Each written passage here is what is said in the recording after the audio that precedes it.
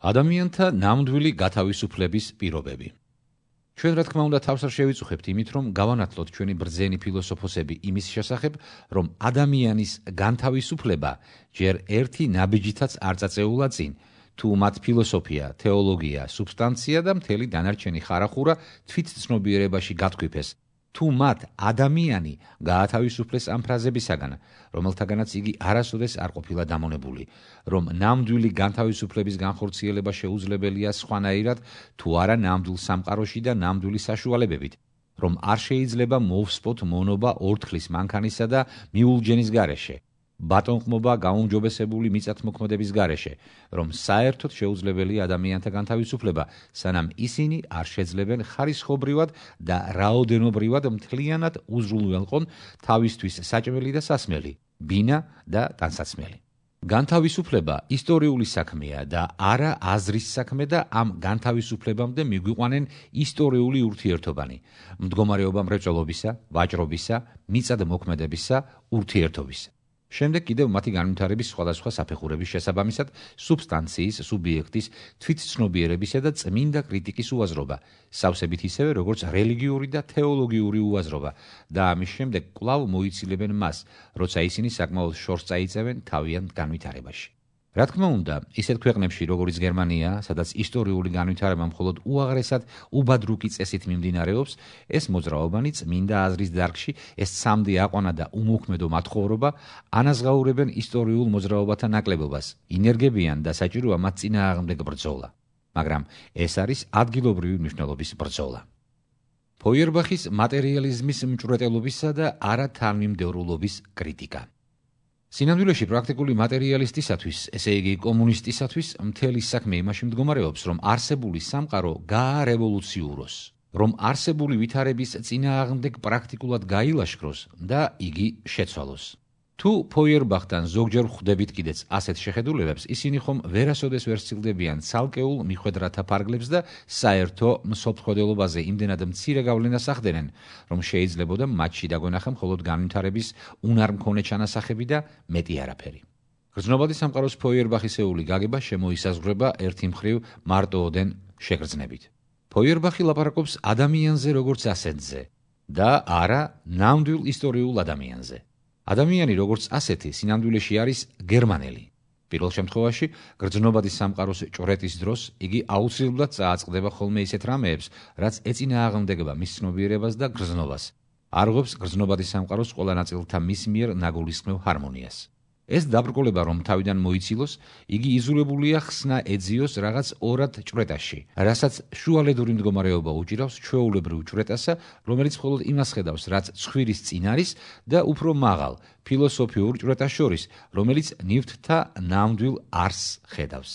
იგი ვერ ამჩნევს, რომ მისი გარემომცველი გრძნობადი სამყარო სრულიადაც არ არის რაღაც უშუალოდ დასაბამიდანვე მოცემული რამ, რაც მუდამ თავისი ტოლია, არამედ იგი მრეწველობისა და საზოგადოებრივი მდგომარეობის პროდუქტია, თანაც იმ აზრით, რომ ეს არის ისტორიული პროდუქტი, შედეგი მთელ რიგ თაობათა მოქმედებისა, რომელთაგანაც თითოეული წინა თაობის მხრებზე იდგა, განაგრძობდა მისი მრეწველობისა და მისი ურთიერთობის წესის განვითარებას, სახეს უსვლიდა მის სოციალურ წყობილებას შეცვლილ მოთხოვნილებათა შესაბამისად.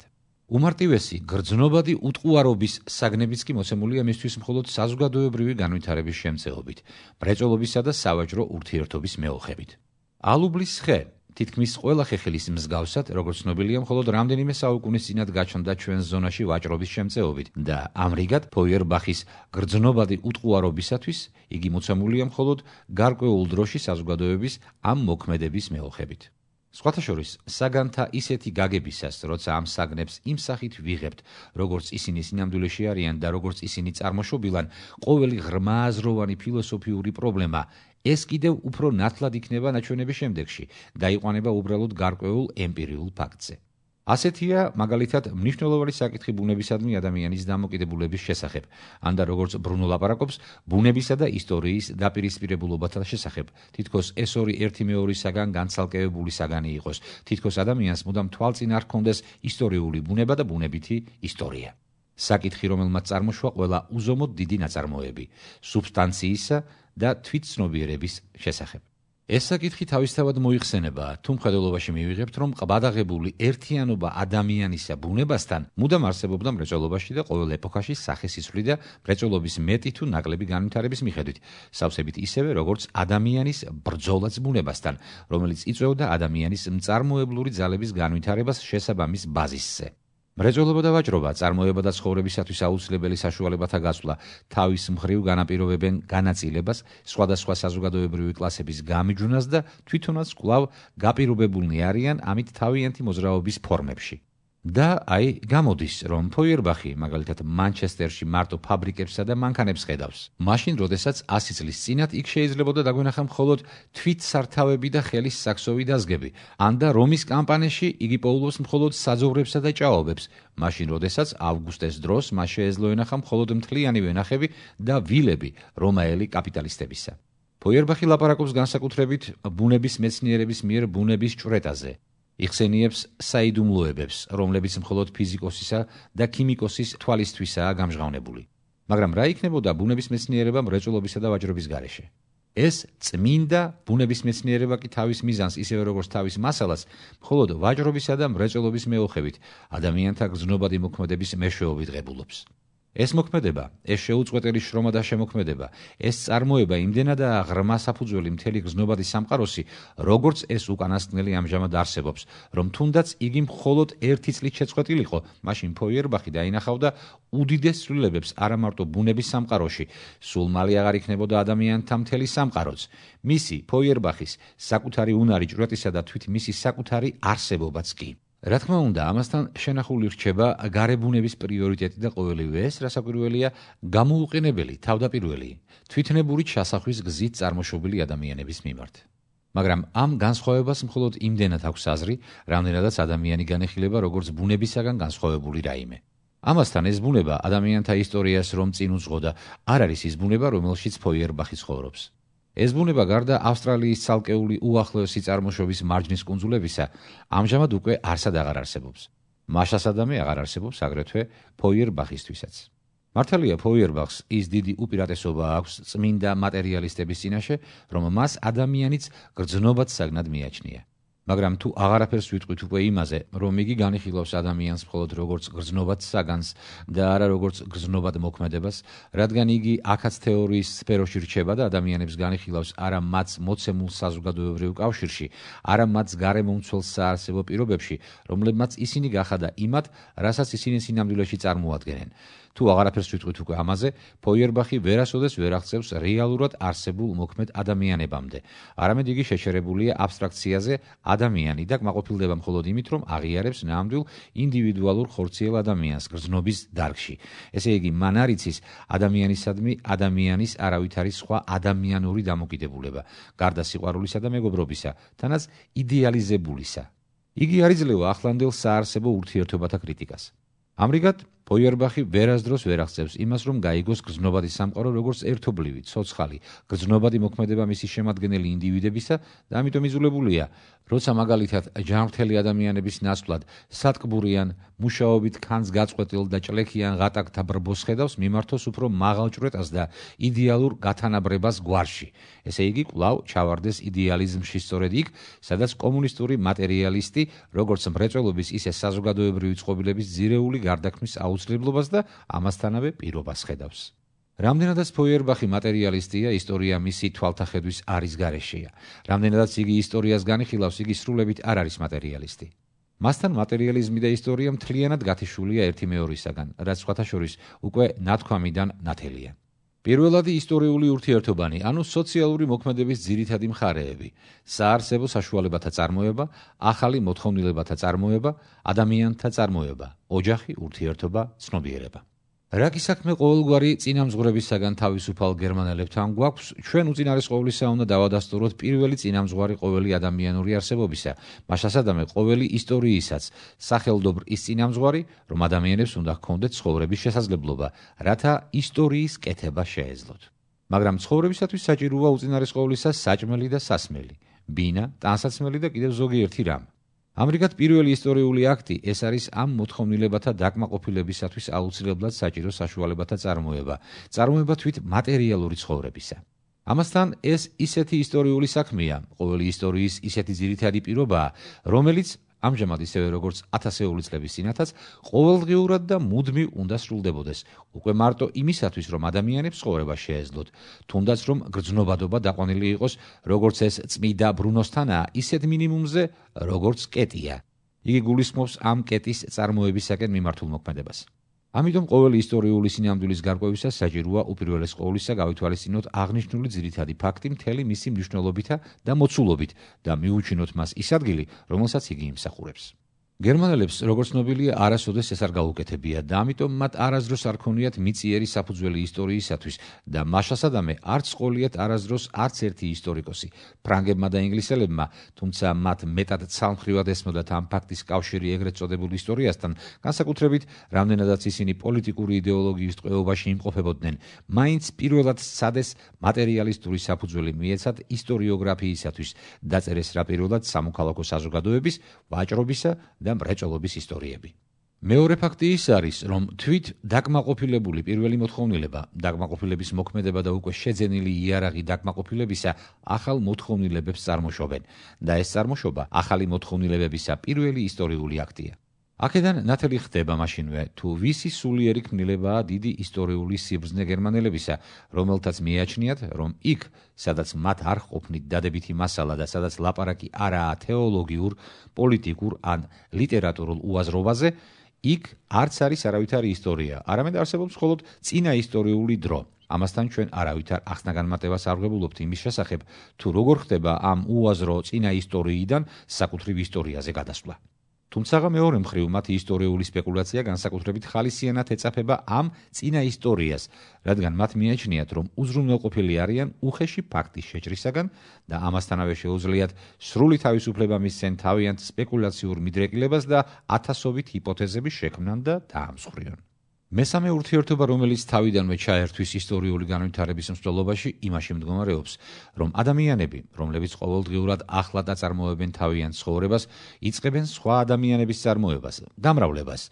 ეს არის ურთიერთობა ქმარსა და ცოლს შორის, მშობლებსა და შვილებს შორის, ოჯახი.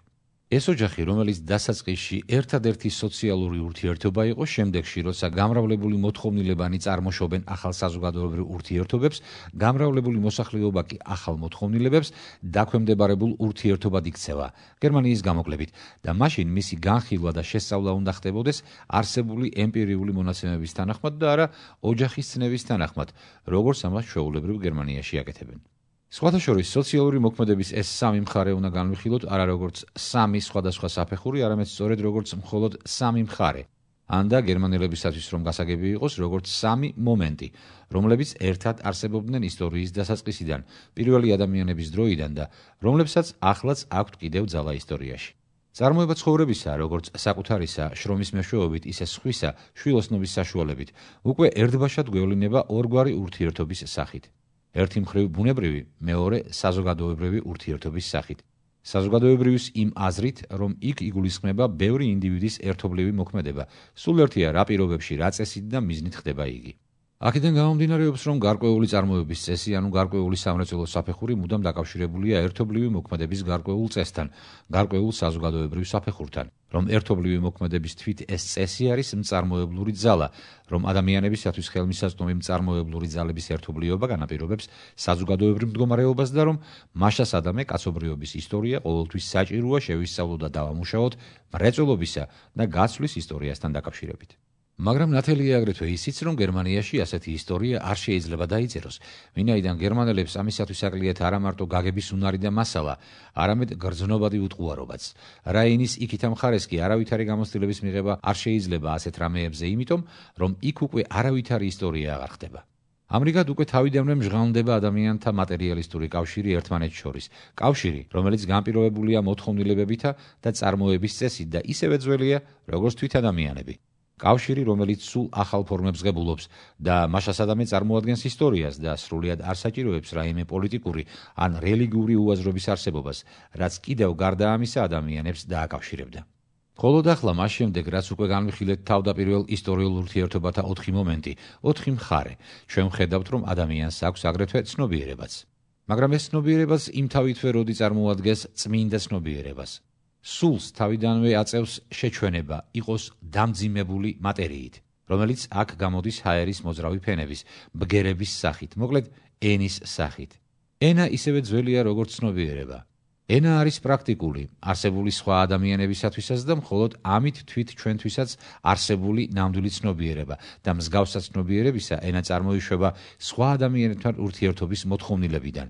აუცილებელი საჭიროებიდან იქ, სადაც რაიმე ურთიერთობა არსებობს, იგი არსებობს ჩემთვის. ცხოველი არაფერთან არ არის ურთიერთობაში და საერთოდ მოკლებულია ურთიერთობას. ცხოველისათვის მისი ურთიერთობა სხვებთან არ არსებობს როგორც ურთიერთობა. ცნობიერება მაშასადამე უკვე თავიდანვე საზოგადოებრივი პროდუქტია და ასეთად რჩება, სანამ საერთოდ ადამიანები არსებობენ. ცნობიერება, რა თქმა უნდა, თავდაპირველად არის მხოლოდ შეცნობა უახლოესი გრძნობადად აღქმადი გარემოსი და შეცნობა შეზღუდული კავშირისა იმ ინდივიდის გარემომყოფ პირებთან და ნივთებთან, რომელიც თავისი თავის შეცნობას იწყებს.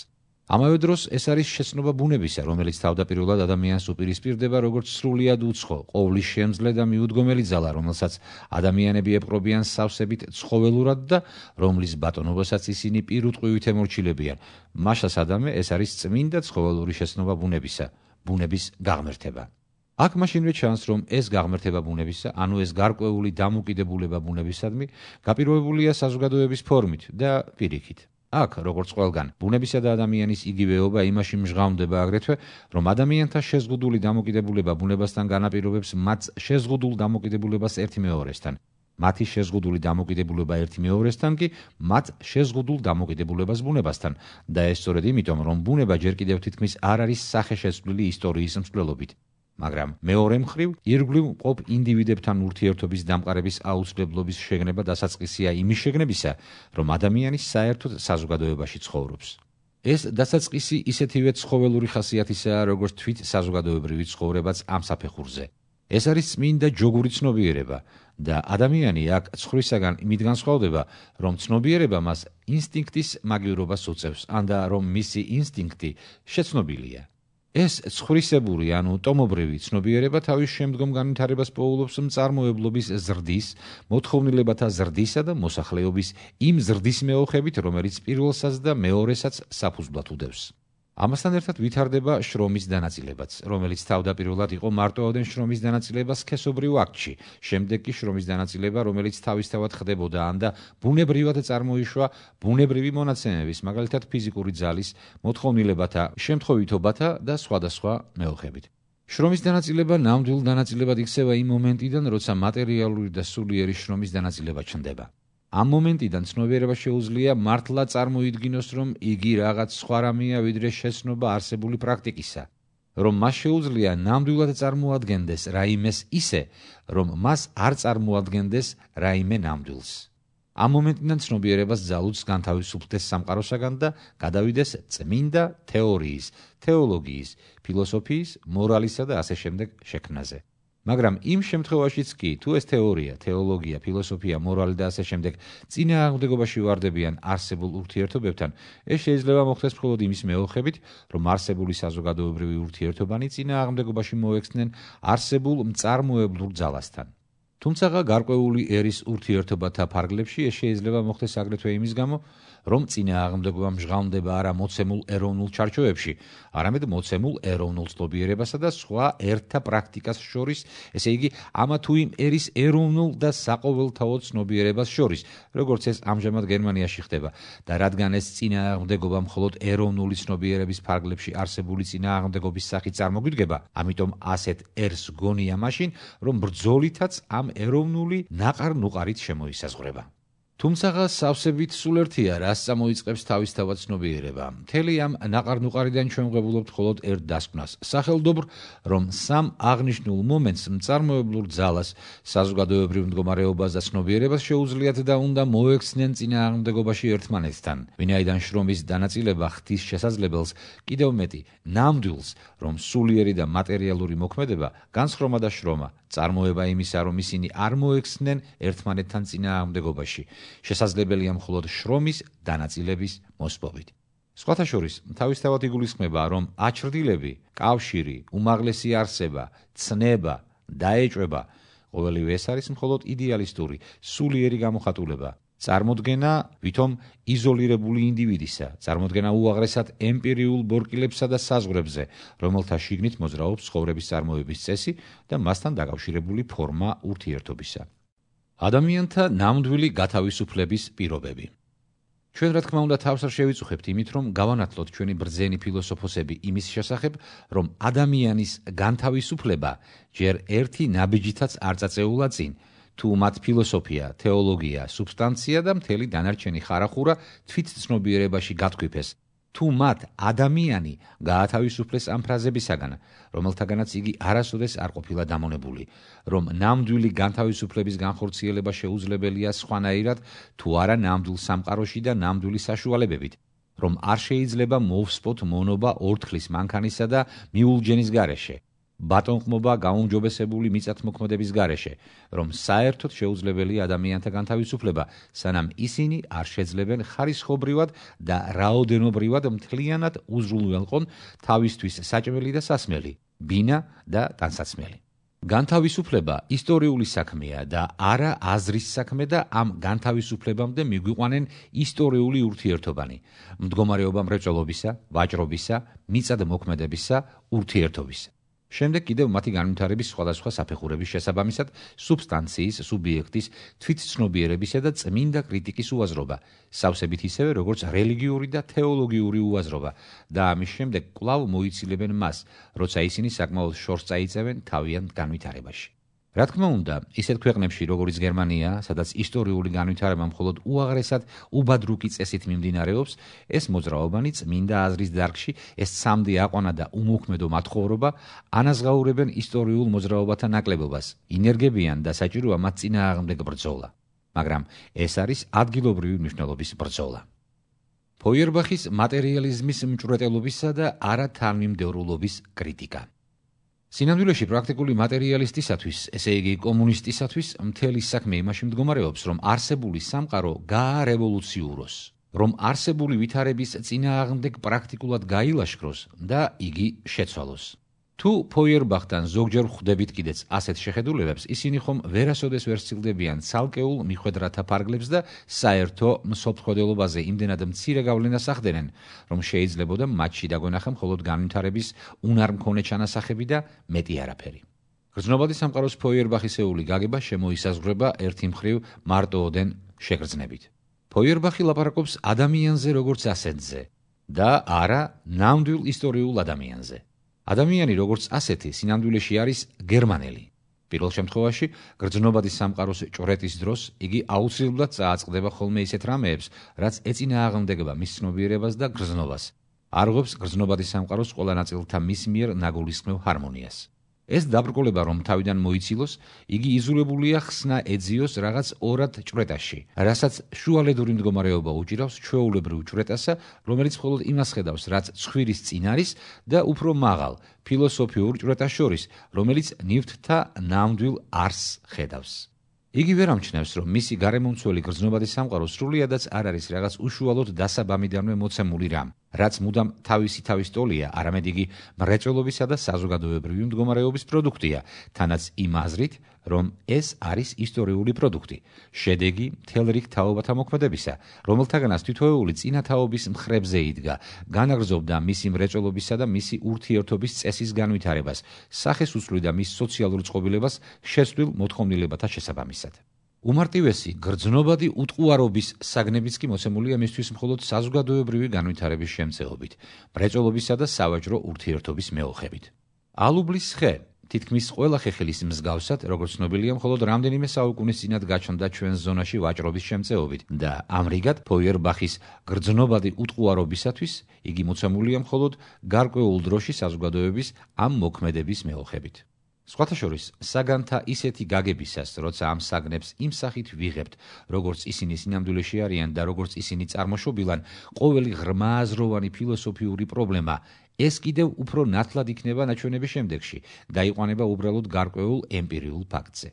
ასეთია მაგალითად მნიშვნელოვანი საკითხი ბუნებისადმი ადამიანის დამოკიდებულების შესახებ, ან და როგორც ბრუნო ლაპარაკობს, ბუნებისა და ისტორიის დაპირისპირებულობათა შესახებ, თითქოს ეს ორი ერთი მეორისაგან განცალკევებული საგანი იყოს, თითქოს ადამიანს მუდამ თვალწინ არ ჰქონდეს ისტორიული ბუნება და ბუნებითი ისტორია. საკითხი, რომელმაც წარმოშვა ყველა უზომოდ დიდი ნაწარმოები სუბსტანციისა და თვითცნობიერების შესახებ. ეს საკითხი თავისთავად მოიხსენებაა, თუ მხედველობაში მივიღებთ, რომ ყბადაღებული ერთიანობა ადამიანისა ბუნებასთან მუდამ არსებობდა მრეწველობაში და ყოველ ეპოქაში სახეს იცვლიდა მრეწველობის მეტი თუ ნაკლები განვითარების მიხედვით, სავსებით ისევე, როგორც ადამიანის ბრძოლაც ბუნებასთან, რომელიც იწვევდა ადამიანის მწარმოებლური ძალების განვითარებას შესაბამის ბაზისზე. მრეწველობა და ვაჭრობა, წარმოება და ცხოვრებისათვის აუცილებელი საშუალებათა გასვლა თავის მხრივ განაპირობებენ განაწილებას, სხვადასხვა საზოგადოებრივი კლასების გამიჯვნას და თვითონაც კვლავ გაპირობებულნი არიან ამით თავიანთი მოძრაობის ფორმებში. და აი, გამოდის, რომ